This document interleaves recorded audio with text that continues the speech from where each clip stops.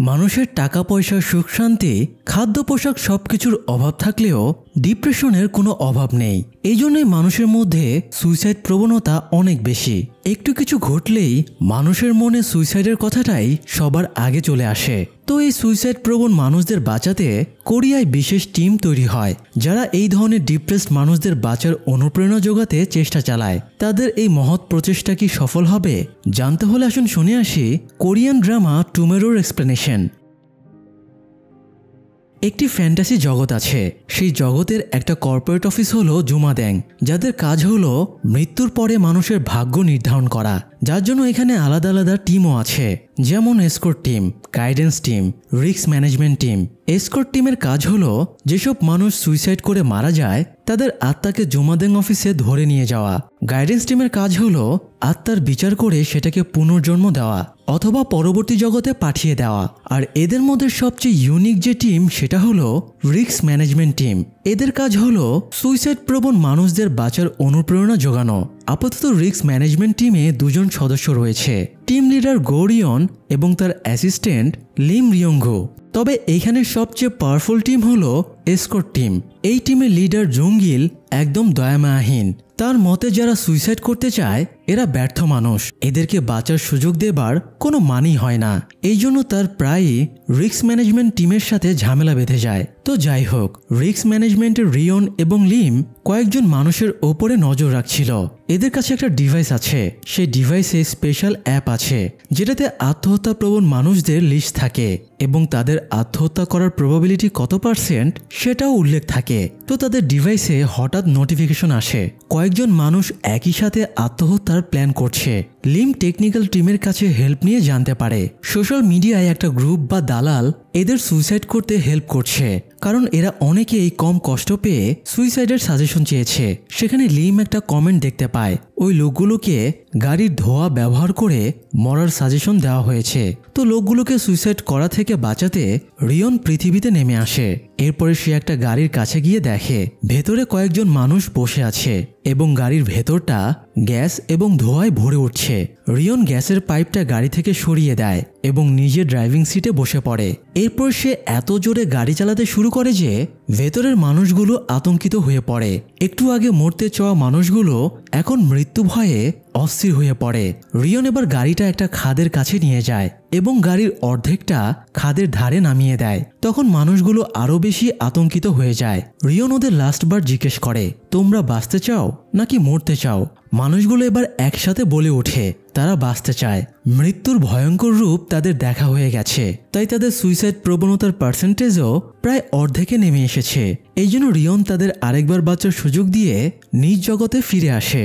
কিন্তু মাত্র 4-5 জন মানুষকে বাঁচিয়ে তো আর দায়িত্ব শেষ হয়ে যায় না, কারণ এরকম হাজার হাজার মানুষ সুইসাইড প্রবণতা নিয়ে প্রতিনিয়ত ঘুরে বেড়াচ্ছে। যেমন চই জুনং নামের একটি ছেলে আজ সকালে চাকরির ইন্টারভিউ দিতে গিয়েছিল।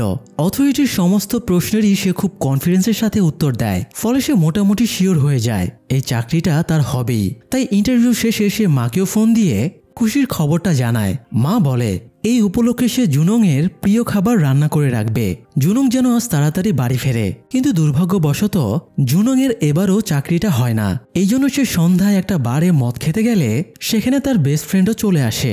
বন্ধুকে দেখে জুনংয়ের মনটা বেশ হালকা হয়। তারা কথা বলছিল, তখন জুনংয়ের ফোনে তার মায়ের কল আসলে সে আপসেট হয়ে সেখান থেকে উঠে চলে যায়। জুনং মায়ের ফোন ধরার সাহস পায় না। মা নিশ্চয়ই তার ফেভারিট খাবার রান্না করে অপেক্ষা করছে। মাকে সে কি জবাব দেবে, কিভাবে বলবে তার চাকরিটা হয়নি? মায়ের মুখোমুখি হবার সাহস জুনংয়ের ছিল না। সে আপসেট হয়ে হাঁটতে হাঁটতে একটা ব্রিজের ওপরে চলে আসে। তার ভেতরেও সুইসাইড প্রবণতা বাড়তে শুরু করে। এই সময় সে একজন ভবঘুরে টাইপের বৃদ্ধকে ব্রিজের ওপরে আসতে দেখে। বৃদ্ধ মূলত এখানে সুইসাইড করতে এসেছিল। বৃদ্ধ ব্রিজের রেলিং এর ওপরে উঠছিল, তখন জুনং গিয়ে তাকে আটকায়। এতে দুজনের ভেতরে ধস্তাধস্তি শুরু হয়ে যায়। এ সময় সেখানে রিয়ন আর লিম চলে আসে। এদেরকে এত দ্রুত ব্রিজে আসতে দেখে জুনং বেশ অবাক হয়ে যায় রিয়ন এসে প্রথমেই লাথি দিয়ে দুজনকে আলাদা করে। বৃদ্ধ চেঁচিয়ে বলে, আমার কি নিজের ইচ্ছায় সুইসাইড করার অধিকারও নেই? এত কষ্ট সহ্য করে আমি আর বাঁচতে চাই না। মরে গেলে আমাকে আর ভোগান্তি পোহাতে হবে না। রিয়ন বলে, আপনি চাইলে মরতেই পারেন, কিন্তু আমি গ্যারান্টি দিচ্ছি এখন আপনি যেমন কষ্ট পাচ্ছেন মরার পরে আরো বেশি কষ্ট পাবেন। রিয়নের কথা শুনে জুনং ছুটে এসে বলে সে এগুলো বলে বৃদ্ধকে আরো কনফিউজ করছে, তার উচিত বৃদ্ধকে বোঝানো যাতে সে সুইসাইড না করে। তো তারা তর্ক করছিল। এই সুযোগে বৃদ্ধ কার্নিশের ওপরে উঠে যায়। তাকে খেয়াল করে জুনং লাফ দিয়ে তাকে বাঁচানোর চেষ্টা করে, কিন্তু পিছলে গিয়ে বৃদ্ধের সাথে সাথে জুনংও নদীর ভেতরে পড়ে যায়।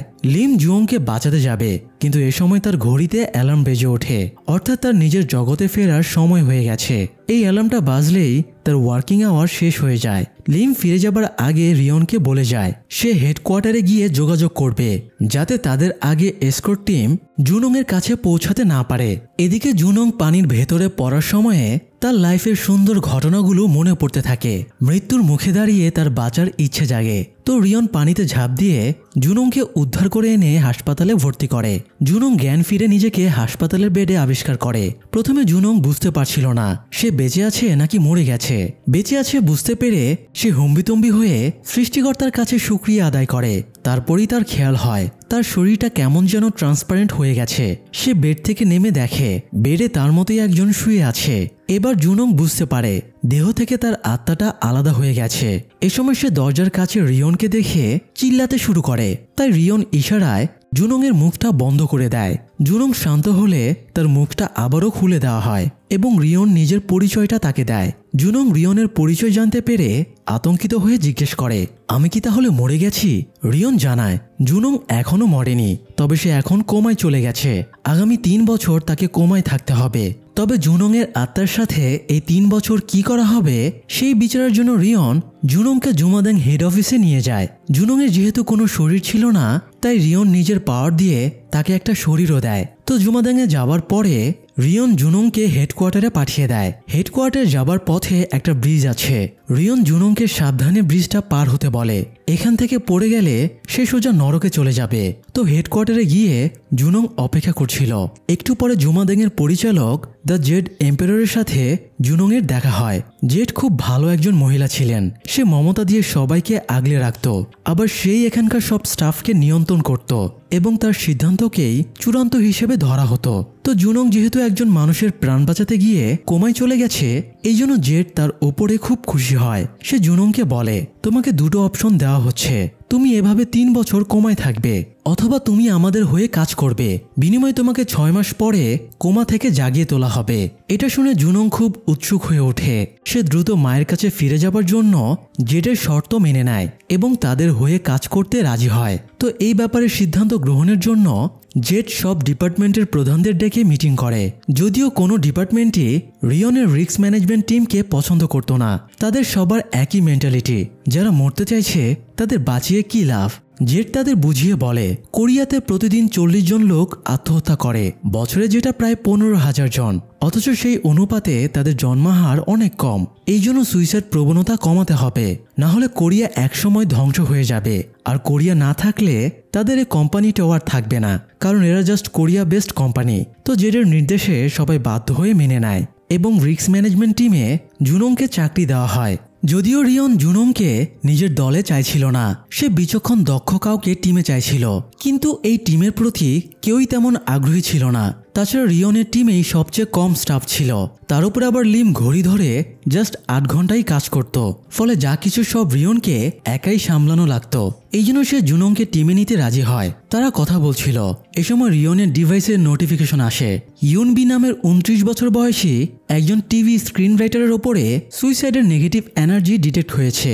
তো রিয়ন লিম এবং জুনংকে নিয়ে তাকে বাঁচাতে পৃথিবীতে চলে আসে। লিম অ্যাপে চেক করে দেখে ইউনবির ওপরে প্রায় 80% সুইসাইডের নেগেটিভ এনার্জি শো করছে। তারা ইউনবির অফিসের সামনে দাঁড়িয়ে তার জন্য অপেক্ষা করছিল। একটু পরে ইউনবির রাস্তা পার হতে গিয়ে একজনের সাথে ধাক্কা খেয়ে হঠাৎ পড়ে যায়। এই সময় রাস্তা দিয়ে জোরে একটা বাইক যাচ্ছিল, বাইকটাও হঠাৎ অ্যাক্সিডেন্ট করে পিছলে ইউনবির দিকে ছুটতে শুরু করে। এতে ইউনবির কনফার্ম মারা যাবার কথা, তাই জুনং তাকে বাঁচানোর জন্য দৌড়াতে শুরু করে, যদিও সে দৌড়ে তার কাছে পৌঁছাতে পারে না। এই জন্য রিয়ন তার শক্তি ইউজ করে এক চুটকি মেরে সময় থামিয়ে দেয়, ফলে প্রতিটা বস্তুকণা পর্যন্ত স্টপ হয়ে যায়। এরপরে রিয়ন এগিয়ে গিয়ে বাইকের মাথাটা অন্যদিকে ঘুরিয়ে দেয়। এরপর সে আবার সময় চালু করে দিলে তখন বাইকটা অন্যদিকে গিয়ে ধাক্কা খায়। ইয়নবি বেঁচে যায়।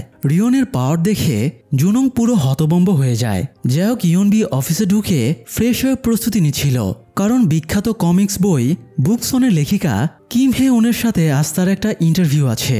রিয়ন তার টিম নিয়ে এই অজুহাতে অফিসে যায় এবং জানায় তারা এই প্রোগ্রামের প্রডিউসার। তো ইন্টারভিউর প্রস্তুতির জন্য ইয়নবি কমিক্স বুকটা খুলে পড়তে বসে, কিন্তু এটা পড়ে তার অতীতের কথা মনে পড়ে যায়। এই কমিক্সটা মূলত একটা স্কুল পড়ুয়া মেয়েকে নিয়ে লেখা। স্কুলের ক্লাসমেটরা তাকে অনেক বুলি করত।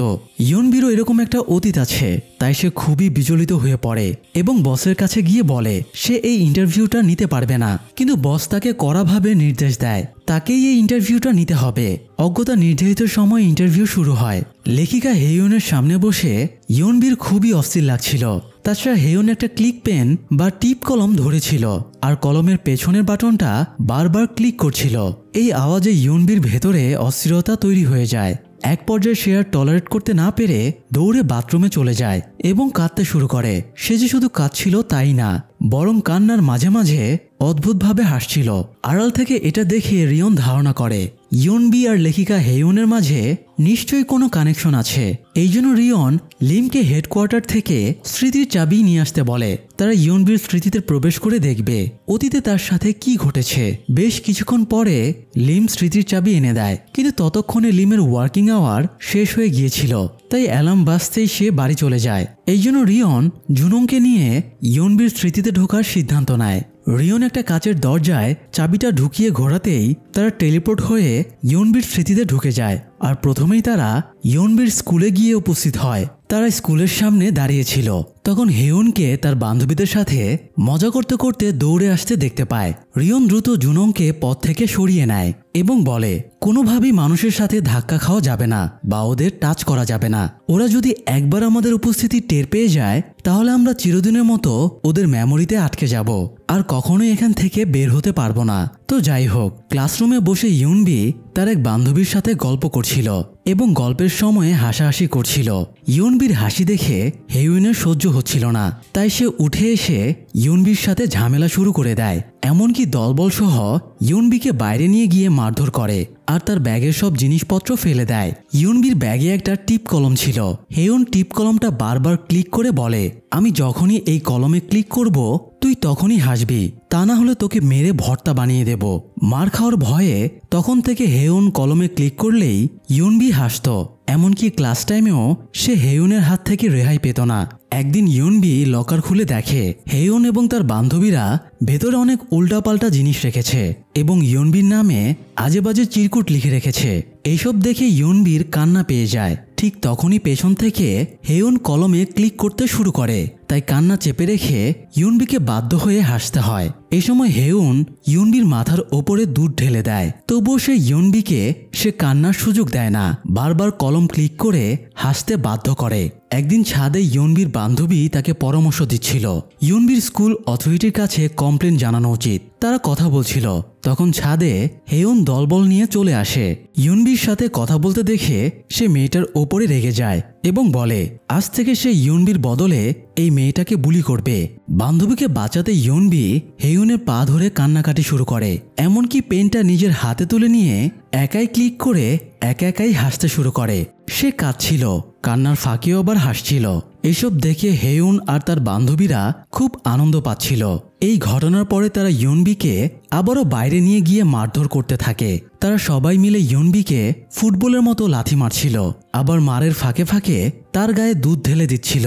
এইসব দেখে জুনং আর সহ্য করতে পারছিল না। সে ছুটে গিয়ে ইয়নবির ঢাল হয়ে দাঁড়ায় আর তখনই হেইয়ন তাকে দেখে ফেলে এবং জিজ্ঞেস করে আপনি কে? অর্থাৎ তারা জুনংকে ডিটেক্ট করে ফেলেছে আর রুলস অনুযায়ী তাদের উপস্থিতি কেউ জেনে গেলে তারা স্মৃতির দুনিয়ায় আটকা পড়ে যাবে। অলরেডি তাই পার্শ্ব প্রতিক্রিয়া শুরু হয়ে গিয়েছিল, ফলে তাদের রিয়েলিটি ভাঙতে শুরু করে। রিয়ন দ্রুত ছুটে গিয়ে জুনংকে টেনে নিয়ে এখান থেকে পালিয়ে যায়, কিন্তু রিয়েলিটি তাদের তাড়া করেই যাচ্ছিল। তারা দ্রুত চাবি দিয়ে একটা দরজা খুলে ক্লাসরুমে ঢুকে পড়ে। এতে তারা ইয়নবির স্মৃতির আরেকটা অংশে চলে আসে। এই অংশে এসে দেখে ইয়নবি ক্লাসরুমে ব্ল্যাকবোর্ডের সামনে দাঁড়িয়ে আছে। ব্ল্যাকবোর্ডে তার নামে অনেক আজেবাজে জিনিস লেখা আছে। সে কাঁদতে কাঁদতে সেগুলো মোছার চেষ্টা করছে। এরপরে রিয়েলিটির তাড়া খেয়ে তারা ইয়নবির স্মৃতির আরেকটা অংশে চলে যায়। সেখানেও তারা দুঃখী ইয়নবিকেই দেখতে পায়। ইয়নবি একা রুমে বসে ফ্রাস্ট্রেটেড হয়ে কাঁদছিল। এই সময় তারা রিয়েলিটির তাড়া খেয়ে ইয়নবির স্মৃতির আরও একটা অংশে চলে যায়। এবার তারা একটা ট্রেনে চলে আসে। ট্রেনে ইয়নবি বসেছিল এবং মোবাইলে সে একজন কমেডিয়ানের কৌতুক দেখে হাসছিল। আর এই প্রথমবার তারা ইয়নবিকে হাসতে দেখে। তো এই সময় ট্রেনের ভেতরেও রিয়েলিটি ভাঙতে শুরু করে। তারাও ওই গোলকধাঁধার মাঝে পড়ে গেলে আজীবনের মতো এখানেই আটকে যাবে। জুনং দ্রুত ট্রেনের একটা দরজায় স্মৃতির চাবি দিয়ে লক খোলার চেষ্টা করে এবং লাস্ট মুহূর্তে তারা ইয়নবির স্মৃতির জগৎ থেকে বাস্তবে ফিরে আসে। বাস্তবে ফিরে এসে রিয়ন জুনংকে বকাঝকা শুরু করে। জুনংয়ের বোকামির জন্যই তারা আটকা পড়ে যাচ্ছিল। জুনং বলে সে গিয়ে না আটকালে ওরা ইয়নবিকে মেরে ফেলতো। রিয়ন বিরক্ত হয়ে বলে, বলদের বাচ্চা, ওইটা ওর স্মৃতিতে ঘটছিল। ওই ঘটনাগুলো অনেক আগেই ঘটে গেছে, কিন্তু এই গাধাটাকে বুঝিয়ে বা কি লাভ। রিয়ং জুনংয়ের কাছ থেকে স্মৃতির চাবিটা নিতে গিয়ে দেখে দরজা খোলার সময়ে সে অলরেডি চাবিটা ভেঙে ফেলেছে। এতে রিয়ন জুনংয়ের ওপরে আরও বিরক্ত হয়। এদিকে হেয়ন তার দুই বান্ধবীর সাথে বসে আড্ডা দিচ্ছিল। হেয়ন ইয়নবির চেহারা ভুলেই গিয়েছিল। কথায় কথায় ওর বান্ধবীরা জানায় আজ যে টিভি স্ক্রিন রাইটার হেয়নের ইন্টারভিউ নিয়েছিল সেই ইয়নবি। ইয়নবিকে জ্বালানোর পুরনো কথাগুলো মনে করে তারা অনেক হাসি তামাশা করে। অন্যদিকে ইয়নবি বুঝতে পারছিল হেয়নের লেখা বুকসন বইটা তারই কাহিনী নিয়ে লেখা। এই জন্য সে আরও বেশি ফ্রাস্ট্রেটেড হয়ে পড়ে। বইটা তাকে বারবার পুরনো ট্রমা মনে করিয়ে দিচ্ছিল। যাই হোক, আজ ইন্টারভিউ কমপ্লিট হয়েছিল না, তাই পরের দিন আবারও হেয়নের ইন্টারভিউ শিডিউল ছিল। হেয়ন যেহেতু ইয়নবির পরিচয় পেয়ে গেছে, তাই ইন্টারভিউ টাইমে সে ইচ্ছা করে অনর্গল কলমে ক্লিক করতে থাকে। এতে ইয়নবির প্রচণ্ড রকমের অস্বস্তি শুরু হয়। ইয়নবিকে প্রোটেক্ট করতে জুনং হেয়নের হাত থেকে কলমটা কেড়ে নিয়ে বলে, আমার এইরকম সাউন্ডের সমস্যা হয়। এভাবে সে কোনো রকমের পরিস্থিতির ব্যাকআপ দেয়। ইন্টারভিউ শেষ হলে রিয়ন এবং লিম জুনংকে বকাঝকা করে। তার এভাবে ইন্টারফেয়ার করা উচিত হয়নি। তারা এখানে এসেছে ইয়নবির সুইসাইড আটকাতে। হেয়নকে শাস্তি দেওয়া ওদের দায়িত্ব না। এদিকে ইন্টারভিউ শেষ করে ইয়নবি তার বসকে ফোন করে। ইয়নবি বসকে জানায় স্কুলে থাকতে হেয়ন তাকে অনেক বুলি করত, আর এই বইটাও তারই উপরে লেখা হয়েছে। তাই সে হেয়নের সামনে গেলেই ট্রমাটাইজড হয়ে পড়ছে। তাই সে তার বসকে এই ইন্টারভিউ টিভিতে প্রচার করতে নিষেধ করে, কিন্তু বস তার কোনো কথাই শোনে না। এ সময় হেয়ন তার কাছে চলে আসে এবং পুরনো কথা তুলে ইয়নবিকে মানসিক টর্চার করতে শুরু করে। মানসিক টর্চার সহ্য করতে না পেরে ইয়নবি এবার সিঁড়ি বেয়ে ছাদের দিকে দৌড়াতে শুরু করে। রিয়ন, লিম এবং জুনং ইয়নবিকে দৌড়ে যেতে দেখে অ্যাপে চেক করে দেখে ইয়নবির সুইসাইডের প্রবণতা 92%-এ পৌঁছে গেছে, যেটা অত্যন্ত ক্রিটিক্যাল অবস্থা। জুনং ইয়নবির পেছনে ছুটে গিয়ে তাকে ছাদের দরজার কাছে আটকায় এবং বোঝানোর চেষ্টা করে যাতে সে সুইসাইড না করে। কিন্তু ইয়নবি এ সময় ভালো মন্দ বোঝার পরিস্থিতিতে ছিল না। সে জুনংকে ইগনোর করে ছাদের দরজা খোলে এবং ছাদের ওপরে রিয়ন এবং লিমকে পথ আটকে দাঁড়িয়ে থাকতে দেখতে পায়। রিয়ন এবার ইয়নবিকে নানাভাবে বোঝানো শুরু করে, তবে রিয়নের বোঝানোর ধরন একটু রাফ টাইপের ছিল, তাই জুনং তাকে বাধা দেয়। এই জন্য লিম জুনংকে টেনে ভেতরে নিয়ে চলে যায়। রিয়ন ইয়নবিকে আরও কিছুক্ষণ বোঝায়, কিন্তু এতে কাজ হয় না। ইয়নবি ছাদের কার্নিশে গিয়ে দাঁড়ালে রিয়ন তাকে লাস্টবার বোঝানোর চেষ্টা করে। তখন ইয়নবি হাওমাও করে কাঁদতে কাঁদতে বলে সে বাঁচতে চায়, কিন্তু এই কুৎসিত মানুষগুলো তাকে বাঁচতে দিচ্ছে না। এই বলে সে নিচে ঝাঁপ দেয়। সে যখন নিচের দিকে পড়ছিল তখন তার লাইফের সবচেয়ে সুন্দর স্মৃতিগুলো মনে পড়তে শুরু করে। অর্ধেক পথ পড়তেই রিয়ন এসে ইয়নবিকে ধরে ফেলে এবং তার প্রাণ বাঁচিয়ে নিচে নামিয়ে আনে। এরপরে তাকে বুঝিয়ে বলে ওরা তোমাকে বুলি করত কারণ তুমি প্রতিবাদ করতে না। তুমি যদি একবার ঘুরে দাঁড়াতে তাহলে ওরা আর তোমার সাথে এরকম করার সাহস পেত না। এই দুনিয়ায় তারাই টিকে থাকে যারা নিজেকে প্রোটেক্ট করতে পারে। তাই নিজেকে দুর্বল না ভেবে শক্ত হও, লড়াই করতে শেখো, তাহলে আর কেউ তোমাকে কষ্ট দিতে পারবে না। রিয়নের বোঝানোর জন্য ইয়নবির মনটা অনেক হালকা হয়ে যায়। ফলে তার সুইসাইড প্রবণতা 50%-এ নেমে আসে। তবে যেহেতু 50% প্রবণতা ছিল তাই রিস্ক তখনও কাটেনি। তবে এ সময় জুনং একটা কাণ্ড ঘটায়। তারা ইয়নবির স্মৃতিতে গিয়ে দেখেছিল সে ট্রেনের ভেতরে বসে একজন কমেডিয়ানের কৌতুক দেখে হাসছিল। জুনং সেই কমেডিয়ানকে ধরে ইয়নবির কাছে নিয়ে আসে। অ্যাকচুয়ালি কমেডিয়ান টয়লেটে কমেডে বসেছিল। টয়লেট শেষে সে দেখে টিস্যু নেই। এতে সে বিচলিত হয়ে পড়ে। আসলে জুনং আগেই সব টিস্যু সরিয়ে নিয়েছিল। সে পাশের টয়লেট থেকে কমেডিয়ানকে শর্ত দেয়, সে যদি জুনংয়ের সাথে যায় তবে সে তাকে টিস্যু দেবে। ইজ্জত বাঁচাতে কমেডিয়ান জুনংয়ের শর্ত মেনে নেয়। এভাবেই মূলত সে কমেডিয়ানকে এখানে ধরে এনেছিল। তো কমেডিয়ান ইয়নবিকে কৌতুক শোনালে ইয়নবি আবার হেসে ফেলে। তখন জুনং তাকে জড়িয়ে ধরে অনুপ্রেরণা দেয়। এতে ইয়নবির মন পুরোপুরি ভালো হয়ে যায়। ফলে অ্যাপে তার সুইসাইড প্রবণতা 20%-এ নেমে আসে এবং রেড লাইট অ্যাপটাও গ্রিন হয়ে যায়। রিয়ন আর লিম এই প্রথমবার অ্যাপে গ্রিন সিগন্যাল দেখতে পেল, অর্থাৎ এটাই তাদের টিমের আজ পর্যন্ত বেস্ট সাকসেস। যাই হোক, হেয়ন এত কিছু করার পরে রিয়ন তাকে এমনি এমনি ছেড়ে দিতে চাইছিল না। তাই সে হেয়নের কাছে গিয়ে চয়েস দেয়, সে যেন ইয়নবির কাছে ক্ষমা চায়। স্বাভাবিকভাবেই হেয়ন এটা মানতে চায় না। তাই রিয়ন এবার হেয়নের গলা চেপে ধরে এবং তাকে সেই সব ট্রমা ফিল করায় যেগুলো ইয়নবির সাথে ঘটেছিল। এই ভয়াবহ ট্রমা ফিল করার পরে হেয়ন রিয়নের পা ধরে কান্নাকাটি করে ক্ষমা চায়। তবে তার শাস্তি তখনও বাকি ছিল। রিয়ন টিভি অন করে এবং হেয়নকে একটা নিউজ দেখায়। হেয়ন স্কুলে ইয়নবিকে বুলি করত এবং তার উপর ভিত্তি করেই কমিক্স ওয়েবটুনটা বানিয়েছে। এটা এক্সপোজ হয়ে গেছে, ফলে পাবলিক হেয়নের শাস্তি চাচ্ছে। রিয়ন হেয়নকে বলে, এটা তো কেবল শুরু, মৃত্যুর পরে তোমার নরক নিশ্চিত। এই বলে সে চলে যায়। এছাড়া জুমাদেঙে ফিরে আসার আগে রিয়ন হেয়নের 2 বান্ধবীকেও শাস্তি দিয়ে আসে। এদিকে ইয়নবিও নিউজটা দেখে খুশি হয়। তার কাছে সাংবাদিকদের ফোন আসতে শুরু করে এবং স্কুলের বুলির ব্যাপারে ইন্টারভিউ দিতে বলে। ইয়নবিও এবার লড়াই করার সাহস পেয়ে গেছে, তাই সে ইন্টারভিউ দিতে রাজি হয়ে যায়। এরপরে সে হেয়নের বইটা ডাস্টবিনে ফেলে দেয়। যাই হোক, একটু গড়বড় করলেও জুনংয়ের ভালো পারফরমেন্সের কারণে তাকে এবার জুমাদেং রিস্ক ম্যানেজমেন্ট টিমের পূর্ণাঙ্গ সদস্যপদ দেওয়া হয়। তাকে একটা রেজিস্ট্রেশন নম্বর, প্রপার ড্রেস এবং ডিভাইসে রেড লাইট অ্যাপও ইনস্টল করে দেওয়া হয়। এখন সে নিজে নিজেই দেখতে পাবে কারা সুইসাইডের হাই রিস্কে আছে। জুনংয়ের ডিভাইসে প্রথম যার সুইসাইড নোটিফিকেশন আসে তার নাম জেসু। জেসুর 29 বছর বয়স, আর সে পুলিশের চাকরির প্রিপারেশন নিচ্ছে। আর দুঃখজনকভাবে জেসু হলো জুনংয়ের বেস্ট ফ্রেন্ড। নিজের বন্ধু সুইসাইড করতে চলেছে, এটা দেখে সে বিচলিত হয়ে পড়ে। তার জেসুর সাথে প্রথম পরিচয়ের স্মৃতিটা মনে পড়ে যায়। তখন জুনং হাই স্কুলে ভর্তি হয়েছে। একদিন দেখে ক্লাসের কয়েকটা ছেলে জেসুর নতুন জুতো কেড়ে নিয়ে তাকে বুলি করছে। জুনং অবশ্য নিজেকে এই ঝামেলায় জড়াতে চাইছিল না, কিন্তু যখন জুনং জানতে পারে কিন্ডারগার্টেনে সে আর জেসু ফ্রেন্ড ছিল, তারা ছোটবেলায় একই সাথে পড়েছে, এই জন্য বন্ধুকে বাঁচাতে সেও ঝামেলায় জড়িয়ে পড়ে। বলা বাহুল্য, সেদিন এরা দুজনেই ওদের কাছে বেদম মার খায়। মার খেয়ে সন্ধ্যায় ওরা একটা রেস্টুরেন্টে ফ্রাইড চিকেন খেতে যায়। জেসুর ফ্রাইড চিকেন খুব পছন্দ ছিল।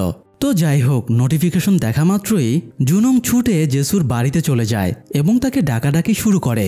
অনেকক্ষণ ডাকাডাকির পরে জেসু দরজা খুলে ঠিকই, কিন্তু সে জুনংকে চিনতে পারে না। আসলে লিম যখন জুনংয়ের আইডেন্টিটি বানাচ্ছিল তখন সে জুনংয়ের চেহারাটা চেঞ্জ করে দিয়েছিল, কারণ জুনং যেমন আবেগী তাতে সে পৃথিবীতে গিয়ে কিছু না কিছু ঝামেলা অবশ্যই বাঁধাবে।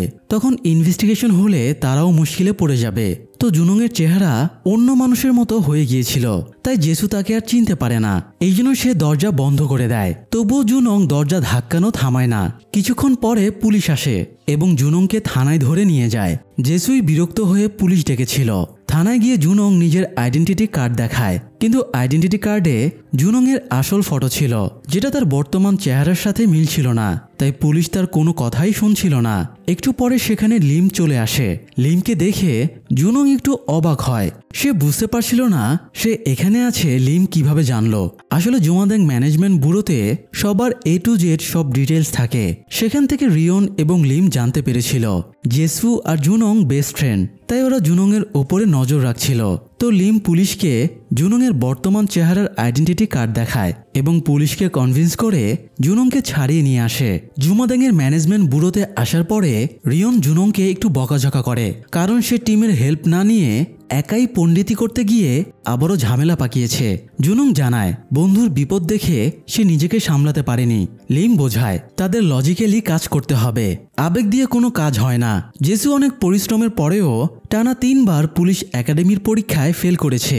এতে তার স্বপ্ন ভেঙে গেছে, এই জন্যই মূলত সে সুইসাইড করতে চায়। তো তারা ভাবছিল কিভাবে জেসুকে সুইসাইড প্রবণতা থেকে ফিরিয়ে আনা যায়। তখন জুনং বলে ওঠে জেসু যখনই আপসেট থাকতো সে ফ্রাইড চিকেনের কথা বলতো।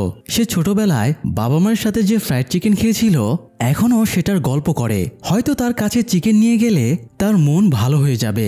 রিয়ন বা লিম কেউই জুনংয়ের কথাকে গুরুত্ব দেয় না, তবে তারা পৃথিবীতে নেমে আসে। এরপর রিয়ন আর লিম জেসুর বাড়িতে যায় তাকে বোঝাতে, কিন্তু জেসু তাদের মুখের ওপরে দরজা বন্ধ করে দেয়। তখন জুনং একটা ট্রিক্স খাটায়। সে জেসুর মোবাইলে মোটিভেশনাল মেসেজ পাঠাতে শুরু করে। মেসেজ দেখে আতঙ্কে জেসু বাড়ি থেকে দৌড়ে বেরিয়ে যায়। ওরাও জেসুকে পেছনে তাড়া করে। দৌড়ানোর সময়ে জুনং লিমকে জিজ্ঞেস করে তারা টেলিপোর্ট হয়ে জেসুকে ধরছে না কেন। লিম জানায় চারিদিকে সিসি ক্যামেরা লাগানো, তারা টেলিপোর্ট হলে সেটা ক্যামেরায় ধরা পড়বে, এতে মানুষ তাদের ভূত ভেবে আতঙ্কিত হয়ে যাবে। তো দৌড়তে দৌড়তে এক পর্যায়ে তারা জেসুকে হারিয়ে ফেলে। জুনং জেসুর মোবাইলের লোকেশন ট্র্যাক করে দেখে সে একটা হাসপাতালে গিয়েছে, আর এই হাসপাতালেই মূলত জুনং কোমায় আছে। তো জুনং হাসপাতালে ঢুকে দেখে জেসু তার কেবিনের সামনে দাঁড়িয়ে বাইরে থেকে তাকে দেখছে, বন্ধু দেখতে এসেছে। এতে জুনং আরও ইমোশনাল হয়ে যায় এবং তার কাছে এগিয়ে যেতে থাকে। কিন্তু জুনংয়ের আত্মা তার বডির কাছাকাছি রেঞ্জে চলে এসেছিল, তাই তার ভেতরে বিরূপ প্রতিক্রিয়া শুরু হয়ে যায়। সে প্রায় মরতেই বসেছিল। তবে এ সময় হাসপাতালে একটা মেয়ের আত্মাকে কবচ করতে এসকর্ট টিম এসেছিল।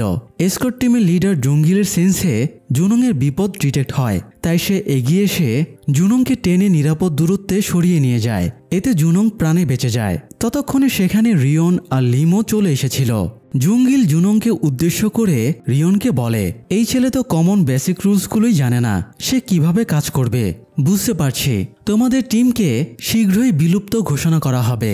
রিয়ং জুঙ্গিলের কথাকে গুরুত্ব না দিয়ে বলে জুঙ্গিল যেন তাদের কাজের পথে বাধা হয়ে না দাঁড়ায়। তারাও জুঙ্গিলের কোনো কাজে বাধা হয়ে দাঁড়াবে না। তারা সমঝোতা করছিল।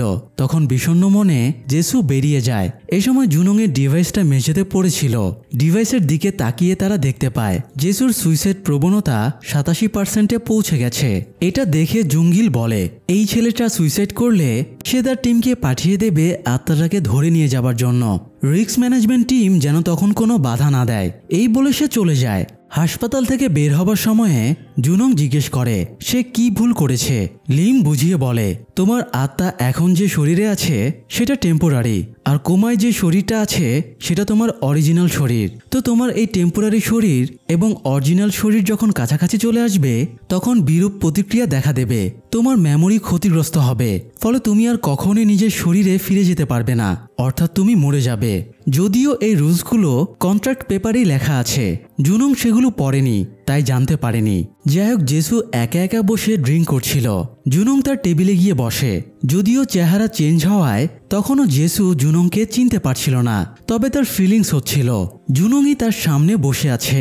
তাই সে হড়বড় করে নিজের দুঃখের কথাগুলো শেয়ার করে। তারপরে অতিরিক্ত ড্রিঙ্কসের প্রভাবে ঘুমিয়ে যায়। তবে ঘুমানোর আগে সে বলে আমার ফ্রাইড চিকেন চাই। জুনং রিয়নকে বলে জেসু প্রায়ই চিকেন ফ্রাইয়ের কথা বলতো, যেটা সে ছোটবেলায় 6 বছর বয়সে খেয়েছিল। তাকে যদি অতীতে গিয়ে সেই স্পেশাল চিকেন ফ্রাই এনে দেওয়া যায় তাহলে তার সুইসাইড প্রবণতা কমে যেতেও পারে। কিন্তু আগেরবার ইউনবির স্মৃতিতে ঢুকে জুনং স্মৃতিতে যাওয়া আসার চাবি ভেঙে ফেলেছিল, তাই তারা এখন আর কারো স্মৃতিতেই ঢুকতে পারবে না। তবে তাদের ব্যাকআপ ব্যবস্থা আছে, তারা চাইলে টাইম ট্রাভেল করে অতীতে যেতে পারবে। তবে এই জন্য তাদের জেডের পারমিশন লাগবে।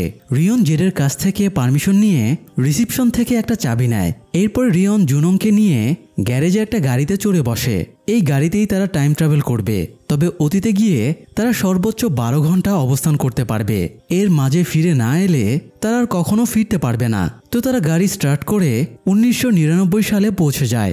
আজকে জেসুর জন্মদিন ছিল। তার বাবা গাড়ি ভর্তি মোজা নিয়ে বিক্রির জন্য বের হচ্ছিল। তখন জেসু স্কুলে যাবার জন্য বের হয়। বাবা তাকে বলে জন্মদিন উপলক্ষে ডিনারে জেসুর ফেভারিট ফ্রাইড চিকেন এনে দেবে। এই সময় স্কুলের গাড়ি চলে এলে বাবা জেসুকে গাড়িতে উঠিয়ে দিতে যায়, কিন্তু জেসুকে স্কুলের গাড়িতে নেওয়া হয় না, কারণ জেসুর বাবা গত মাসের স্কুলের ফিস দিতে পারেনি।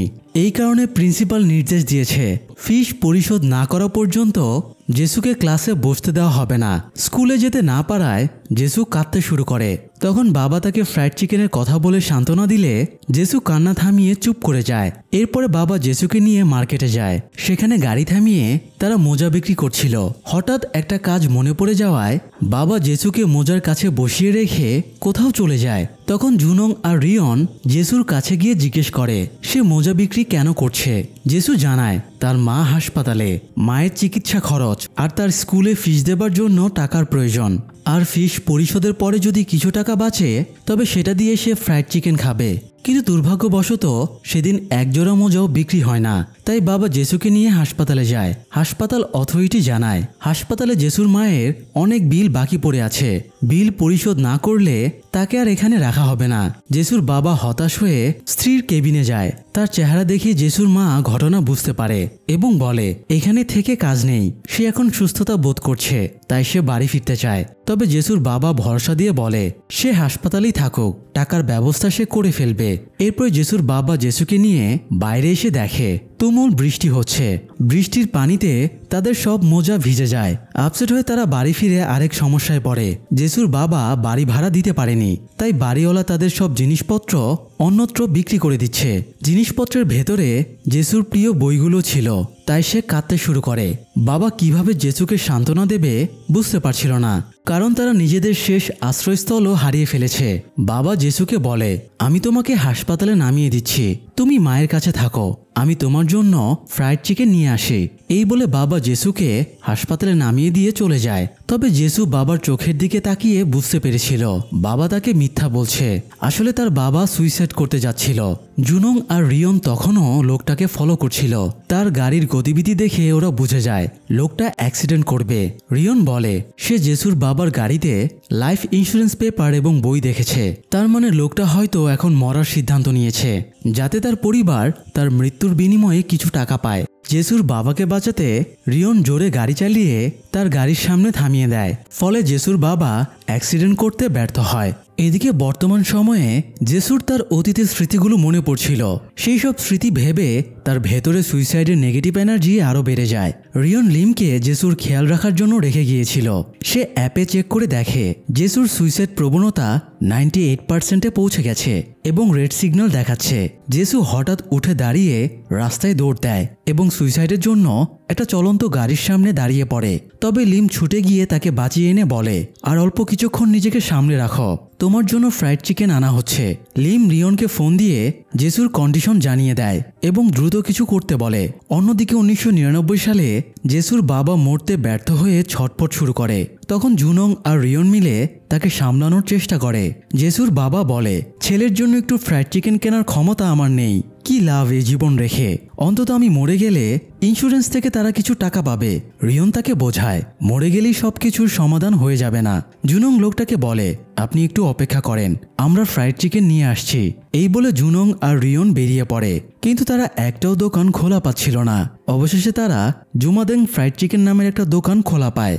নামটা দেখে রিয়ন বুঝে যায় তাদের ডিরেক্টর জেড তাদের জন্য এই দোকানটা বানিয়ে রেখেছে। তো তারা ভেতরে ঢুকে দেখে ফ্রাইড চিকেন বানানোর সব উপকরণই রাখা আছে। দুজনে মিলে দ্রুত সেগুলো দিয়ে ফ্রাইড চিকেন বানায় এবং সেগুলো দিয়ে দুটো প্যাকেট করে। একটা প্যাকেট তারা জেসুর বাবাকে দেবে, যাতে জেসু চিকেন খেয়ে তার স্মৃতিতে এই চিকেনের স্বাদের ফিলিংস জন্মায়। আর সেকেন্ড প্যাকেটটা নিয়ে গিয়ে তারা বর্তমান সময়ের জেসুকে দেবে, যাতে চিকেনের স্বাদ পুরনো চিকেনের সাথে মিলে যায়। তো প্যাকেটের ওপরে রিয়ন চিরকুট লিখে দেয়, হেরে যাওয়া মানে তোমাকে আরও একবার চেষ্টা করতে হবে। এরপরে ছোট্ট জেসুর স্মৃতিকে আরও সুন্দর করে রাঙিয়ে দেবার জন্য তারা মুরগির কস্টিউম পরে এবং জেসুর বাবার সাথে হাসপাতালে গিয়ে জেসুকে নেচে গিয়ে ফ্রাইড চিকেন দেয়।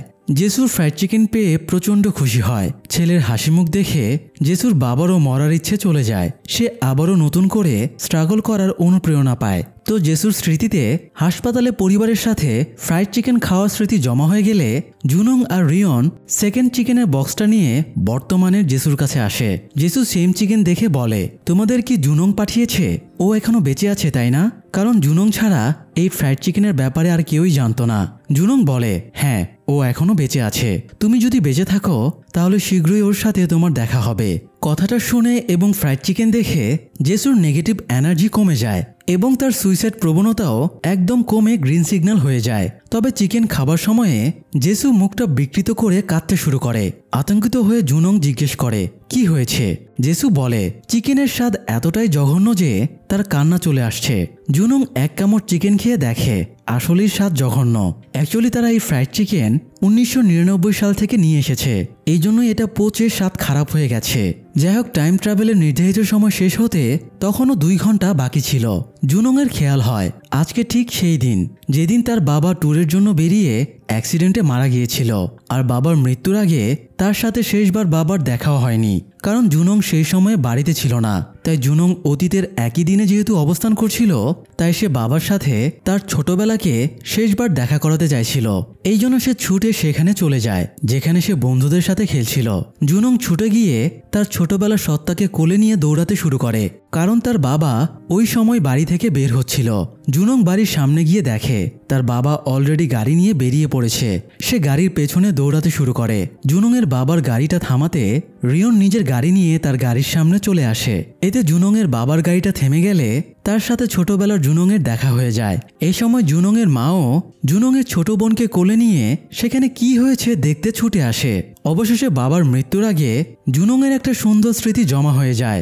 বাবার মৃত্যুর পরে জুনং মা এবং বোনের সাথে একটা ফটো তুলেছিল। জুনং সেই ফটোতে বাবাকেও চাইছিল, তাই বড় জুনং তাদেরকে নিয়ে বাড়ির সামনে যায়। এরপরে বড় জুনং তার ছোটবেলার পরিবারের একটা গ্রুপ ফটো তুলে দেয়। এতে তাদের বর্তমান সময়ের ফটোতে বাবাও যুক্ত হয়ে যায়, ফলে তাদের ফ্যামিলি ফটোটা কমপ্লিট হয়ে যায়। যাই হোক, অবশেষে আরেকটা টাস্ক পূরণ করে তারা জুমাদেঙে ফিরে আসে। রিয়ন ডেস্কে বসে নিজের পুরনো কথাগুলো ভাবছিল। একসময় রিয়ন নরকে ছিল। জেড তাকে নরক থেকে তুলে এনে জুমাদেঙে চাকরি দিয়েছিল। প্রথমের দিকে সে জুঙ্গিলের আন্ডারে এসকর্ট টিমের হয়ে আত্মাকবচের কাজ করত, কিন্তু সুইসাইড করা লোকদের দুঃখ বেদনা দেখে তার ভীষণ খারাপ লাগত, কারণ এই মানুষগুলো বেঁচে থাকার সবটুকু আশা হারিয়ে তবেই সুইসাইড করে।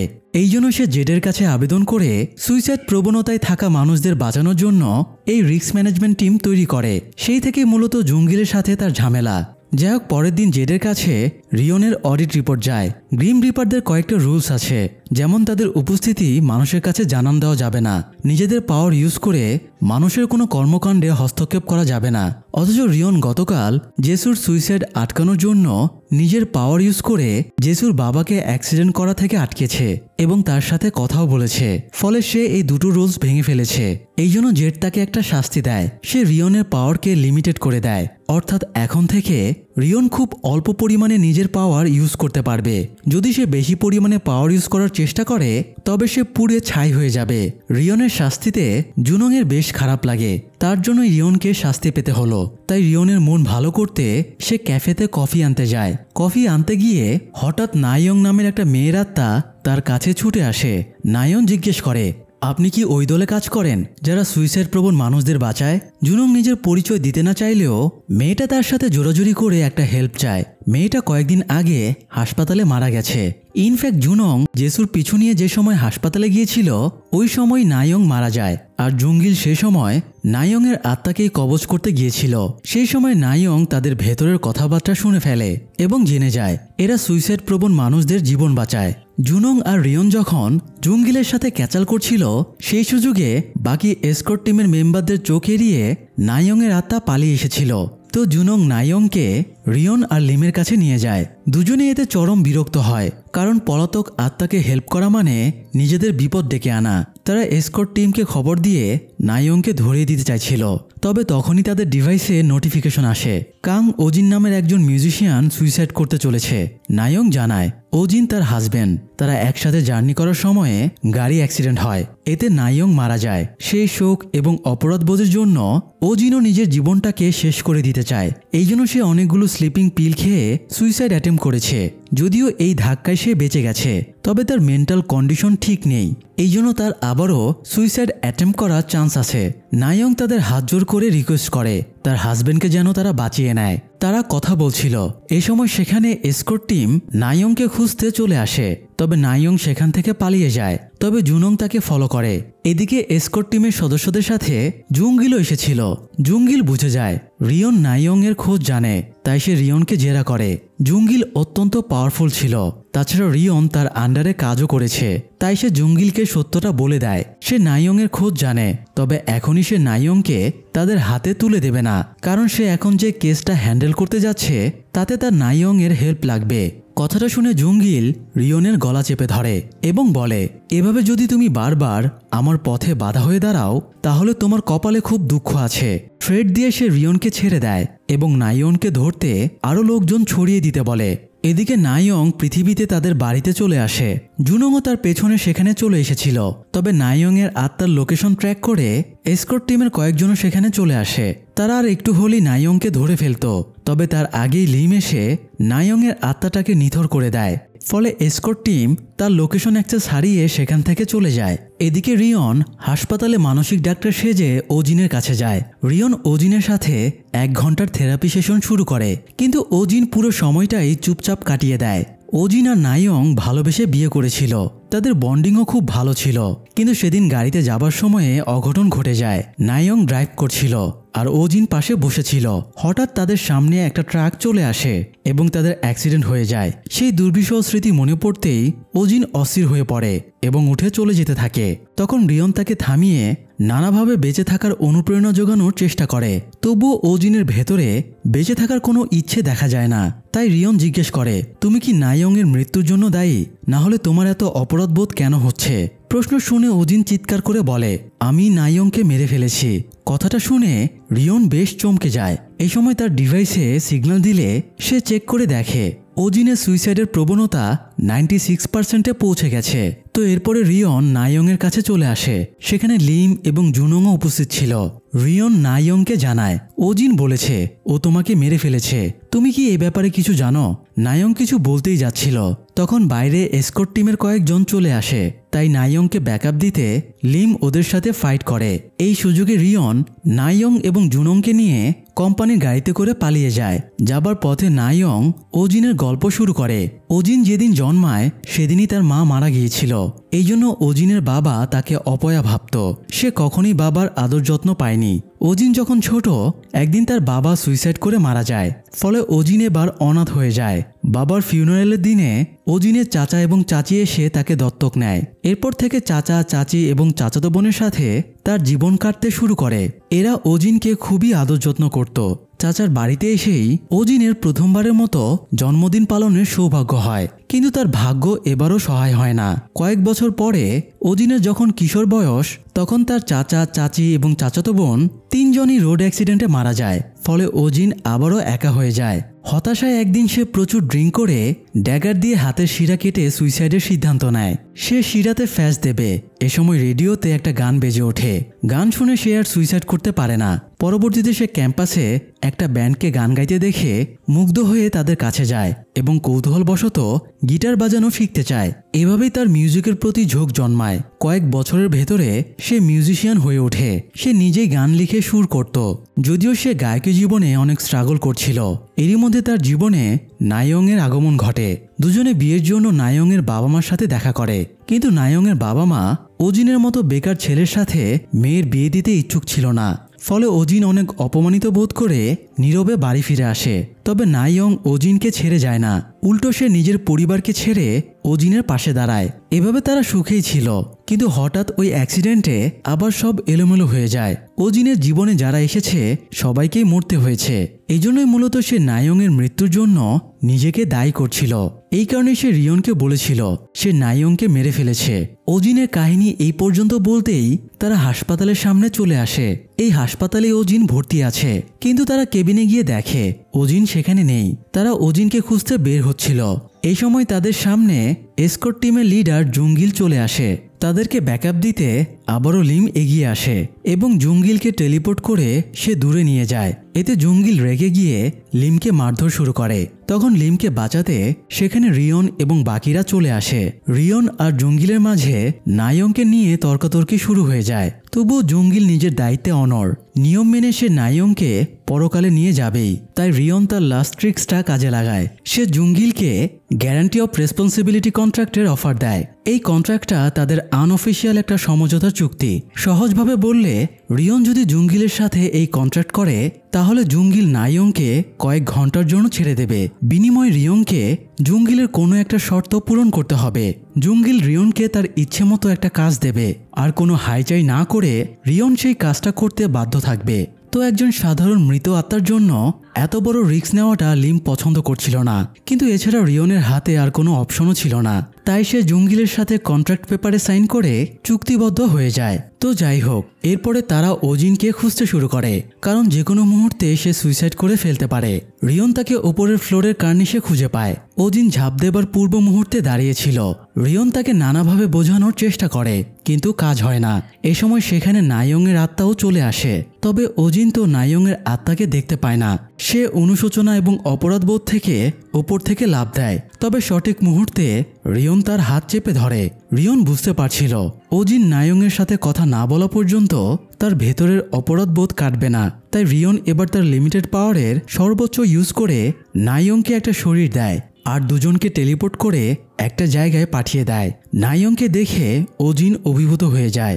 নাইয়ং ওজিনকে নানানভাবে বোঝায় সে যেন বেঁচে থাকে। নাইয়ং পরকালে ওজিনের জন্য অপেক্ষা করবে। ওজিনের স্বাভাবিক মৃত্যুর পরে তারা হয়তো আবারও পরকালে মিলিত হতে পারবে। এই আকাঙ্ক্ষার জন্য ওজিন নাইয়ং এর কথা মেনে নেয় এবং বেঁচে থাকার সিদ্ধান্ত নেয়। নাইয়ং ওজিনের হাতে একটা আংটি পরিয়ে দেয় এবং তারা একে অপরের কাছ থেকে বিদায় নিয়ে নেয়। এরপরে রিয়ন তাদের রিয়েলিটিতে নিয়ে আসে। রিয়ন তার সাধ্যের সবটুকু পাওয়ার ইউজ করায় ভীষণ দুর্বল হয়ে যায়। সে ডিভাইস চেক করে দেখে ওজিনের সুইসাইড প্রবণতা কমে গেছে। এরপরে রিয়ন সেন্সলেস হয়ে পড়ে যায়। ওজিনের জীবন বাঁচানোর জন্য নাইয়ং রিস্ক ম্যানেজমেন্ট টিমকে ধন্যবাদ জানায়। এরপরে সে খুশি মনে এসকর্ট টিমের সাথে পরকালে চলে যায়। এদিকে ওজিনও নতুনভাবে জীবন শুরু করে আর মিউজিককে বেঁচে থাকার অবলম্বন হিসেবে বেছে নেয়। এভাবে রিস্ক ম্যানেজমেন্ট টিম আরও একবার মৃত্যু পথযাত্রীকে বাঁচিয়ে নেয়। যাই হোক, টাস্ক কমপ্লিটের পরে রিয়ন জেডের কাছে যায়। জেড জিজ্ঞেস করে নেক্সটে কে মরতে চলেছে। রিয়ন অ্যাপে চেক করে জানায় ইয়াংচান নামের 91 বছর বয়সী একজন সিনিয়র সিটিজেন মরতে চলেছে। পরিবারে তার কেউ নেই, সে একাই বসবাস করে। এই লোকটার আয়ু আগামীকাল শেষ হবে। জেড বলে মানুষ বাঁচে অনেক বছর, কিন্তু বেঁচে থাকার আনন্দে বাঁচে কয়দিন। জেড রিয়নকে নির্দেশ দেয় এই কেসে রিস্ক ম্যানেজমেন্ট টিমকে এসকর্ট টিমের সাথে কাজ করা লাগবে। ইয়াংচান 91 বছর বাঁচলেও সে বেঁচে থাকার মানেটা এখনও জানতে পারেনি। তাই জেড রিয়নকে টাস্ক দেয় ইয়ংচানের মরার আগে যেন কোনো আফসোস না থাকে, সে যেন জীবনের মানেটা জানতে পারে। তো রিয়ন টিম নিয়ে ইয়ংচানের বাড়িতে চলে যায়। তবে তার বাড়িতে গিয়ে কাউকেই পাওয়া যায় না। আবার এই এলাকাটা একদম ফাঁকা ফাঁকা। বাড়িঘর আছে ঠিকই, কিন্তু মানুষজন নেই। তারা ইয়ংচানের বাড়ির ভেতরে ঢুকে দেখে সব এলোমেলো হয়ে আছে। তারা বাড়িটা পরিষ্কার করে দিতে চায়। পরিষ্কার পরিচ্ছন্ন বাড়ি মেন্টাল কন্ডিশনকে ইমপ্রুভ করে। তাই তারা জুনংকে পরিষ্কারের জিনিসপত্র আনতে দোকানে পাঠায়। দোকান থেকে বের হয়ে জুনং ইয়ংচানকে ময়লার ট্রলি নিয়ে হেঁটে যেতে দেখতে পায়। তাই সে ইয়ংচানকে ট্রলি নিয়ে যেতে হেল্প করার অজুহাতে তার সাথে ভাব জমায়। যাবার পথে একদল লোক তাদের পথ আটকে দাঁড়ায়। ইয়ংচান জানায় এই কলোনিতে কোনো একটা প্রজেক্টের কাজ শুরু হবে। এই জন্য জোরপূর্বক এখানকার সব লোকের জমি কিনে তাদের উচ্ছেদ করে দেওয়া হয়েছে। শুধুমাত্র ইয়ংচানকেই ওরা তাড়াতে পারেনি। এই জন্য প্রতিনিয়ত তারা ইয়ংচানের উপরে টর্চার করছে। গুন্ডাগুলো বৃদ্ধের সাথে খারাপ আচরণ করছিল। তাই জুনং তাদের সাথে ফাইট করে এবং নিজের নাকমুখ ফাটিয়ে ইয়ংচানকে নিয়ে বাড়িতে ফিরে আসে। বাড়ির সামনে রিয়ন আর লিমও দাঁড়িয়েছিল। জুনং নিজেদের ডিস্ট্রিক্ট অফিসের লোক বলে পরিচয় দিয়েছিল। তবে রিয়ং এবং লিম বৃদ্ধকে সত্যিটা বলে দেয় যে তারা গ্রিম রিপার বা আত্মা কবচকারী। এছাড়া তারা ইয়ংচানকে এটাও জানিয়ে দেয় আগামীকাল সে মারা যাবে। এটা শুনে ইয়ংচান বেশ বিচলিত হয়ে পড়ে। রিয়ন তার সাথে কথা বলার জন্য তাকে নিয়ে ঘরের ভেতরে যায়। রিয়ন জিজ্ঞেস করে মৃত্যু নিয়ে তার কোনো ফোবিয়া আছে কিনা। ইয়ংচান বলে কয়েক সপ্তাহ আগে তার এক প্রতিবেশীর লাশ পাওয়া যায়। মৃত্যুর সময় তার পাশে কেউই ছিল না, এমনকি সে যে মরে গেছে এই ব্যাপারটাও কেউ জানত না। যতদিনে তার লাশ উদ্ধার হয় ততদিনে তার মাংস গলে শুধুমাত্র হাড়গুলো পড়েছিল। তাই ইয়ংচানের ভয় তার সাথেও না আবার একই ঘটনা ঘটে। রিয়ন জিজ্ঞেস করে আগামীকাল মৃত্যুর আগে পর্যন্ত ইয়ংচান কোনো স্পেশাল মোমেন্ট কাটাতে চায় কিনা। ইয়ংচান বলে সে প্রতিদিনের মতো নিজের কাজগুলো কমপ্লিট করতে চায়। রিয়ন বলে ইয়ংচানের মৃত্যুর মুহূর্ত পর্যন্ত তারা ইয়ংচানের সাথেই থাকবে। এটা শুনে ইয়ংচান বেশ খুশি হয়। এরপরে ইয়ংচান জানায় সে পরিত্যক্ত জিনিসপত্র কুড়িয়ে ভাঙারির দোকানে বিক্রি করে। সে এখন ভাঙারির দোকানে যাবে। তো তো বৃদ্ধের সাথে তারাও যাচ্ছিল। যাবার পথে তারা কয়েকজন লোককে কলোনি ছেড়ে চলে যেতে দেখে। লোকটার বাড়ির সামনে অনেক পরিত্যক্ত জিনিসপত্র পড়েছিল।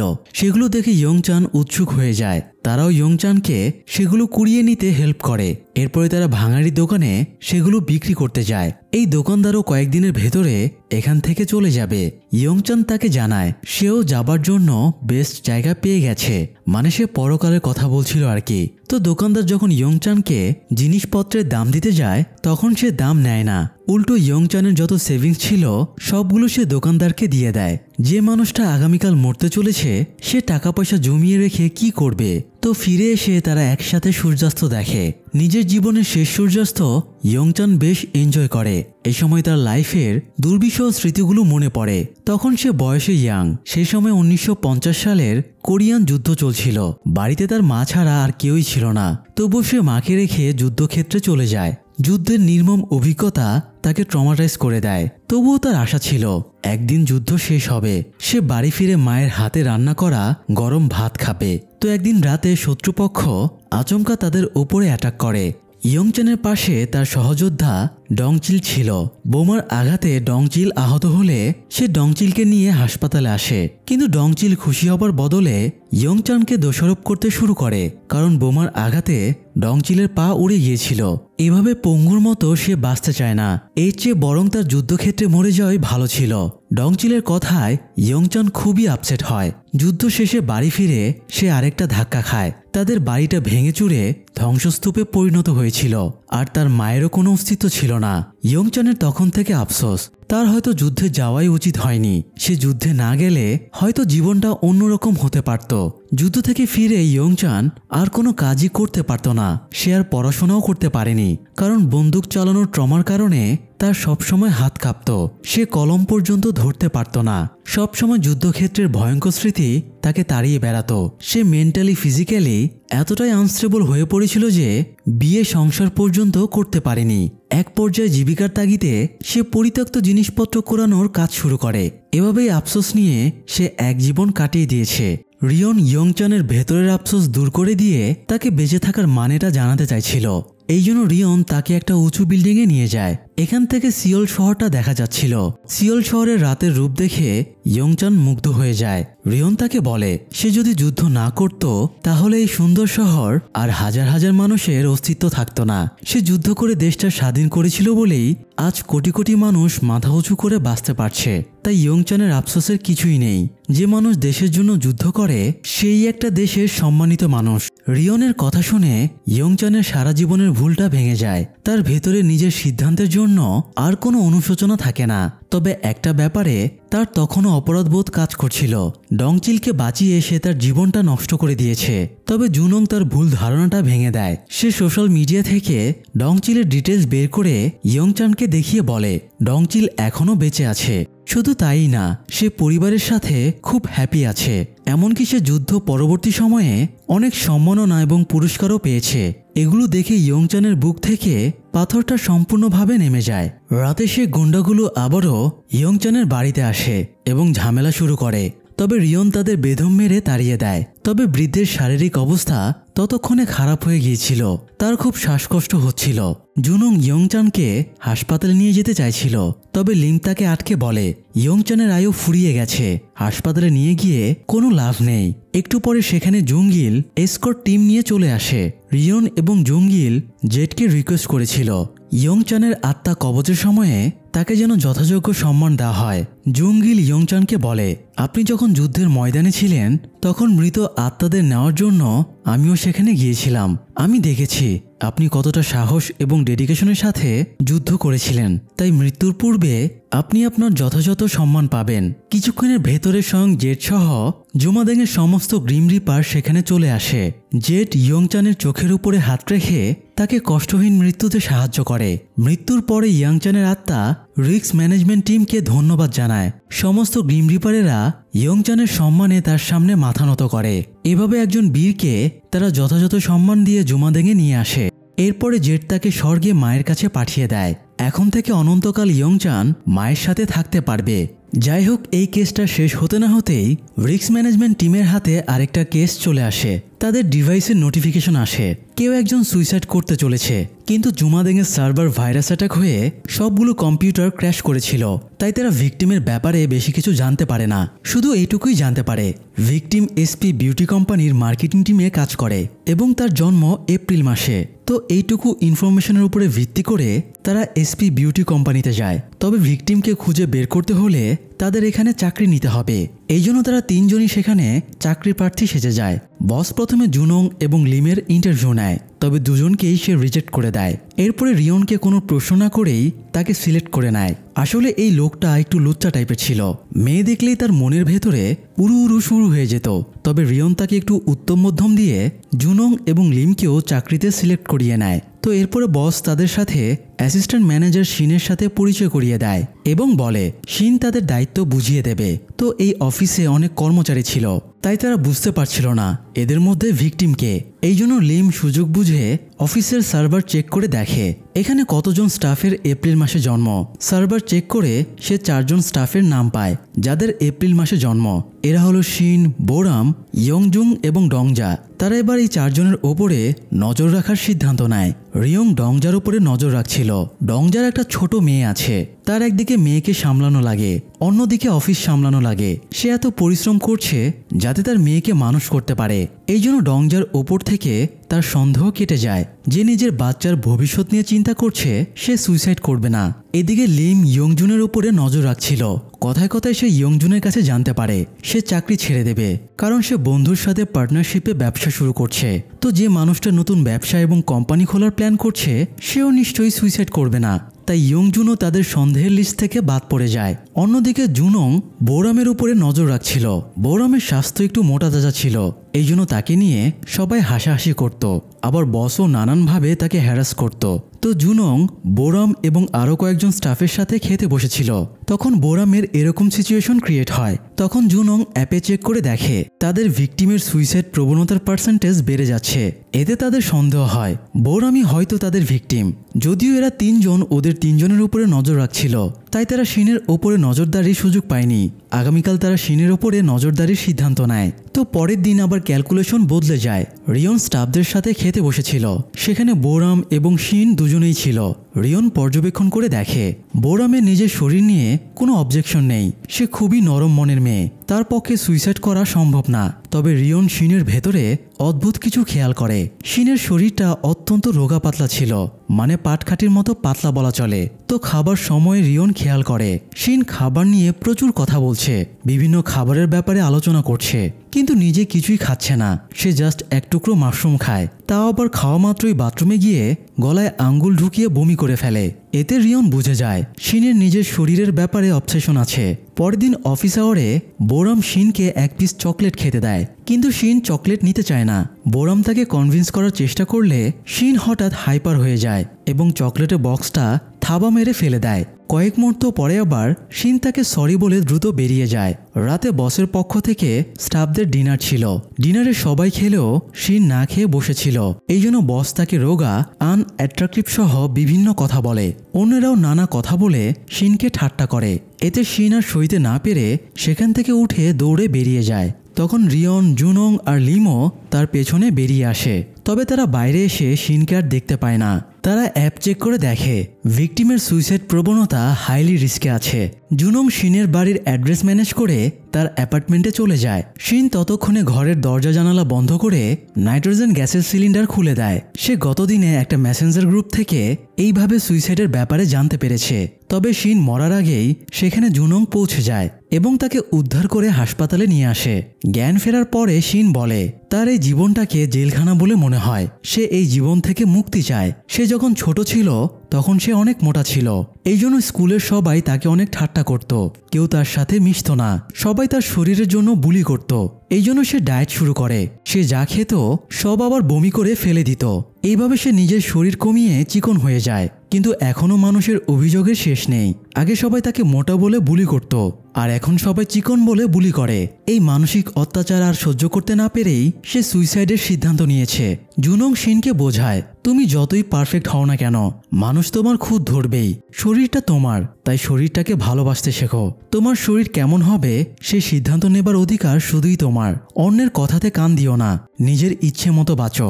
জুনংয়ের বোঝানোর পরে শিন নিজের মনের কয়েদখানা থেকে মুক্ত হয়ে যায়। সে আবারও নতুন করে বাঁচার অনুপ্রেরণা পায়। সেই সাথে তার সুইসাইড প্রবণতাও একদম কমে যায়। রিস্ক ম্যানেজমেন্ট টিম আরেকটা সুইসাইড আটকে দিয়ে সফলভাবে জুমাদেঙে ফিরে আসে। যাই হোক, টাস্ক কমপ্লিটের পরে জুনং শিনের কেসের রিপোর্ট বানাচ্ছিল। তখন সে খেয়াল করে শিন নাইট্রোজেন গ্যাসের সাহায্যে সুইসাইডের চেষ্টা করেছিল। এতে তার বেশ খটকা লাগে। নাইট্রোজেন গ্যাস তো আর সব জায়গায় অ্যাভেলেবল না, তাহলে শিন নাইট্রোজেন গ্যাস পেল কোথায়? এই ব্যাপারে আলোচনার জন্য সে শিনের সাথে দেখা করে। শিন জানায় সে সোশ্যাল মিডিয়ায় পোস্ট করেছিল কিভাবে কম কষ্টে সুইসাইড করা যায়। এরপরই তার কাছে প্রাইভেট মেসেজ আসে এবং সেই আননোন মানুষটাই তাকে নাইট্রোজেন সিলিন্ডার পাঠিয়ে হেল্প করে। তো জুনং ফিরে এসে রিয়ন এবং লিমকে ব্যাপারটা জানায়। রিয়নের খেয়াল হয় নাইট্রোজেন গ্যাস ইউজ করে সুইসাইডের কেস সে আগেও হ্যান্ডেল করেছে, তবে তারা এই ব্যাপারে মাথা ঘামায় না, কারণ তাদের কাজের পরিধির লিমিটেশন আছে। তারা শুধু অ্যাপে আসা নোটিফিকেশনের কেসগুলোকেই হ্যান্ডেল করতে পারবে। কেউ কোনো পদক্ষেপ নিচ্ছে না দেখে জুনং আপসেট হয়ে বেরিয়ে যায়। তারপর সে থানায় পুলিশের কাছে গিয়েও অভিযোগ করে, কিন্তু তার কাছে কোনো প্রমাণ না থাকায় পুলিশও তাকে কোনো হেল্প করে না। তবে জুনং থেমে থাকে না, সে একাই ব্যাপারটা হ্যান্ডেল করার প্ল্যান করে। এই জন্য সে সোশ্যাল মিডিয়ায় সুইসাইডের হেল্প চেয়ে পোস্ট করে। এরপরই তার সাথে একজন যোগাযোগ করে এবং তাকে একটা প্রাইভেট গ্রুপে অ্যাড করে। গ্রুপে তার মতো আরও 3 জন সুইসাইড প্রবণ মানুষ অ্যাড ছিল, আর এই গ্রুপটা গ্রিম রিপার নামের কেউ মডারেট করছিল। তো তারা গ্রুপে জানতে চায় মরার সময়ে কষ্ট হবে কিনা। তখন গ্রিম রিপার ছদ্মনামের লোকটা একটা খরগোশকে নাইট্রোজেন গ্যাসের সাহায্যে হত্যা করে সেই ভিডিও তাদের দেখিয়ে ভরসা দেয় মরার সময় তাদের একটুও কষ্ট হবে না। তো তারা যদি মরতে আগ্রহী হয় তাহলে লোকটা তাদের আগামীকাল একটা জায়গায় আসতে বলে। জুনং প্রোটেকশনের জন্য কিছু ইকুইপমেন্ট নিয়ে বেরিয়ে যায়। এরপর নির্ধারিত জায়গায় গিয়ে দেখে গ্রুপের বাকি 3 জনও বসে আছে, তবে সেখানে গ্রুপের মডারেটর গ্রিম রিপার এসেছিল না। জুনং ওই 3 জনের সাথে ভাব জমায় এবং ওদের লাইফের সমস্যাগুলো জেনে নেয়। ততক্ষণে গ্রিম রিপার সেখানে সিলিন্ডার নিয়ে চলে এসেছিল, তাই জুনং দ্রুত 3 জনকে মোটিভেশন দেয় যাতে তারা সুইসাইড না করে। পাশাপাশি সে ওদেরকে বোঝায় গ্রিম রিপার ছদ্মনামের লোকটা একটা ফ্রড, ওর কথার উপরে ভিত্তি করে ওরা যেন ভুল না করে। জুনংয়ের কথায় কনভিন্স হয়ে ওরা দুজনে বাড়ি চলে যায়। তবে ব্যাটামেল ছদ্মনামের একজন সেখানে থেকে যায়। সে মরবে বলে সিদ্ধান্ত নিয়ে রেখেছিল। জুনং তাকে জোর করে বের করে দিচ্ছিল, কিন্তু তার আগেই সিলিন্ডার হাতে একজন ভেতরে ঢুকে পড়ে। তখন জুনং তাকে গ্রিম রিপার ভেবে তার সাথে ফাইট শুরু করে। এক পর্যায়ে জুনং তাকে মেরে সেন্সলেস করে দেয়, কিন্তু তখনই আবার বেটামেল পেছন থেকে জুনংকে মেরে অজ্ঞান করে দেয়।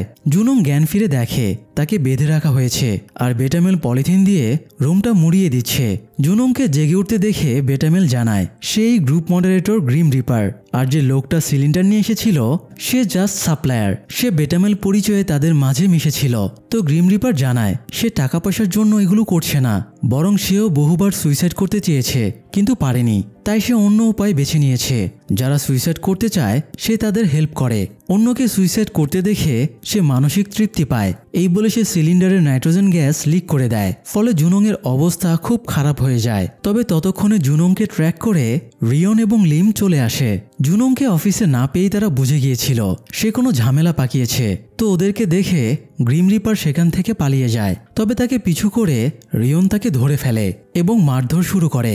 কিছুক্ষণের ভেতরে জুনং আর লিমও সেখানে পৌঁছে যায়। এ সময় হঠাৎ তাদের অ্যাপে নোটিফিকেশন চলে আসে এবং জিনহো নামের একজনের সুইসাইড অ্যালার্ট দেখায়। চেহারার সাথে মিলিয়ে তারা দেখে এই ফেক গ্রিম রিপার লোকটাই হলো জিনহো, অর্থাৎ তারা এতক্ষণ যাকে মারছিল তাকেই আবার এখন বাঁচানো লাগবে। জুনং এর বিরোধিতা করে, কারণ এরকম একজন লোককে বাঁচিয়ে রাখা মানে অন্যের লাইফ রিস্কে ফেলা। তবুও রিয়ন বলে তাদের অ্যাপে নির্দেশ এসেছে মানে তারা নির্দেশ পালন করতে বাধ্য। এটা শুনে জুনং রাগ করে বলে সে রিস্ক ম্যানেজমেন্ট টিমই ছেড়ে দেবে। তারা তর্কাতর্কি করছিল, তখন হঠাৎ জিনহো পকেট থেকে বিষের শিশি বের করে বিষ খেয়ে নেয়। রিয়ন জুনংকে অ্যাম্বুলেন্স ডাকতে ফোন করতে বলে, কিন্তু জুনং একদম নীরব থাকে। এ সময় সেখানে এসকর্ট টিম লিডার জুঙ্গিল চলে আসে এবং জিনহোকে মৃত্যুর পরের ভয়াবহতা বোঝায়। এসব শুনে জিনহো আতঙ্কিত হয়ে বলে প্লিজ আমাকে বাঁচান, আমি বাঁচতে চাই। জুঙ্গিল রিস্ক ম্যানেজমেন্ট টিমকে তাচ্ছিল্য করে বলে তোমরা এরকম নিকৃষ্ট লোককেও বাঁচাতে চাও? এই বলে সে চলে যায়। ততক্ষণে জিনহোর অবস্থা খারাপ হয়ে যাচ্ছিল।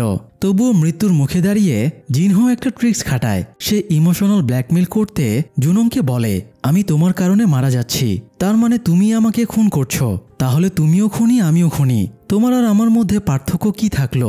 এটা শোনার পরে জুনংয়ের মেন্টালিটি চেঞ্জ হয়ে যায়। সে ফোন করে অ্যাম্বুলেন্স ডাকে এবং জিনহোকে বাঁচার সুযোগ দেয় যাতে সে নিজের পাপের প্রায়শ্চিত্ত করতে পারে। যাই হোক, এরপরে তারা জুমাদেঙে ফিরে আসে। জুনং আপসেট হয়েছিল কারণ জিনহো তার প্রাপ্য শাস্তি পায়নি। লিম এসে জুনংকে একটা পেন ড্রাইভ দেয়। পেন ড্রাইভে জিনহোর গতকালকে জুনংকে হত্যা চেষ্টার এবং স্বীকারোক্তির ভিডিও আছে। জুনং এই এভিডেন্সটা পুলিশকে দিয়ে দেয়, ফলে জিনহোর নামে অফিসিয়ালি ওয়ারেন্ট ইস্যু হয়ে যায়। এদিকে বিষের প্রভাবে জিনহোর কথা বলার ক্ষমতা নষ্ট হয়ে যায়। তবুও সে হাসপাতাল থেকে পালানোর চেষ্টা করে এবং পুলিশের তাড়া খেয়ে সিঁড়িতে পড়ে যায়, ফলে সে পুরোপুরি প্যারালাইজড হয়ে যায়। এখন বাকিটা জীবন সে মৃত্যুর অপেক্ষায় দিন গুনবে, আর এটাই তার জন্য পারফেক্ট শাস্তি। জিনহোকে যথাযথ শাস্তি পেতে দেখে অবশেষে জুনং কিছুটা আত্মতুষ্টি পায়। যাই হোক, সেদিন রাগের মাথায় জুনং রিয়নের সাথে খারাপ ব্যবহার করে ফেলেছিল, এমনকি তার নির্দেশও অমান্য করেছিল। এই জন্য সে রিয়নের কাছে গিয়ে ক্ষমা চায়। রিয়ন বলে তারা একটা টিম হয়ে কাজ করে, তাই তাদের কিছু করার আগে অবশ্যই টিমের সাথে আলোচনা করেই করা উচিত, না হলে নিজেকেই সমস্যায় পড়তে হবে। যেমনটা সেদিন জুনং জিনহোর হাতে মরতে বসেছিল, তাই সে জুনংকে ভবিষ্যতে একা কিছু না করার পরামর্শ দেয়। এদিকে জুঙ্গিল রিয়নের সাথে দেখা করে, যদিও জুঙ্গিল স্বীকার করছিল না। তবুও রিয়ন বুঝতে পারে জুঙ্গিল সেদিন ইচ্ছে করেই জিনহোকে ভয় দেখিয়েছিল যাতে তার বাঁচার ইচ্ছে হয় এবং রিস্ক ম্যানেজমেন্ট টিমের টাস্ক কমপ্লিট হয়। তবে জুঙ্গিল কেন তাদের হেল্প করেছিল রিয়ন সেটা বুঝতে পারছিল না। জুঙ্গিল ব্যাপারটা এড়িয়ে গিয়ে বলে সে রিয়নের কাছে অন্য কারণে এসেছে। জুঙ্গিল কয়েকশো বছর ধরে এখানে আছে, কিন্তু সে এই কয়েকশো বছরে ঘুমাতে পারেনি। সে ঘুমালে দুঃস্বপ্নে তার পুরনো অতীতের স্মৃতি জেগে ওঠে। জুঙ্গিল দুঃস্বপ্নে দেখে সে যুদ্ধ করছে এবং তরবারি দিয়ে মানুষদের মেরে ফেলছে। তবে আজকে সে হঠাৎ এই দুঃস্বপ্নে রিয়নকেও দেখতে পেয়েছে। এখন রিয়নের সাথে তার অতীত জীবনের কি কানেকশন সেটা সে জানতে চাইছিল, যদিও রিয়নেরও এই ব্যাপারে কিছু জানা নেই। হয়তো পরবর্তীতে এই ব্যাপারে জানা যাবে। যাই হোক, রিস্ক ম্যানেজমেন্ট টিম অফিসে বসেছিল, তখন তাদের অ্যাপে নোটিফিকেশন আসে এবং দেখা যায় একজন ভিকটিমের 99% সুইসাইডের রিস্ক আছে। পার্সেন্টেজ দেখে তারা হক চকিয়ে যায়। এতটা হাই রিস্ক তারা আজ পর্যন্ত কারোর দেখেনি। তো ভাইরাস অ্যাটাকের পরে এখনও জুমাদেঙে সার্ভার ঠিক হয়নি, তাই তারা ভিকটিমের পুরো ডিটেলস দেখতে পাচ্ছিল না। তবে ভিকটিমের লোকেশন ট্রেস করা যাচ্ছিল, তাই তারা ছুটে সেখানে চলে যায় এবং দেখে রাস্তার মাঝখানে স্বয়ং জুনংয়ের ছোট বোন বসে আছে। তার সামনে দ্রুত বেগে গাড়ি ছুটে আসছে। তবে কি এবার জুনংয়ের বোনই সুইসাইড করতে চলেছে? এই প্রশ্নের উত্তর আমরা পরের পর্বে পেয়ে যাব। ভিডিও বড় হয়ে যাওয়ায় আমাদের এখানেই পর্বটি শেষ করতে হচ্ছে। পরের পর্বে আমরা আরও অনেক বেশি ইন্টারেস্টিং এবং সাংঘাতিক সুইসাইড কেসের ব্যাপারে জানতে পারবো। এই পর্বটি যদি আপনাদের ভালো লেগে থাকে তাহলে নেক্সট পর্ব আপনাদের জন্য আরও বেশি ইন্টারেস্টিং হতে চলেছে। তাই আমাদের চ্যানেলটি সাবস্ক্রাইব করে বেল আইকনটি প্রেস করে রাখুন, যাতে ভিডিও আপলোড দেওয়া মাত্রই আপনারা নোটিফিকেশন পেয়ে যান। তো আজ এই পর্যন্তই। সবাই ভালো থাকুন। ধন্যবাদ।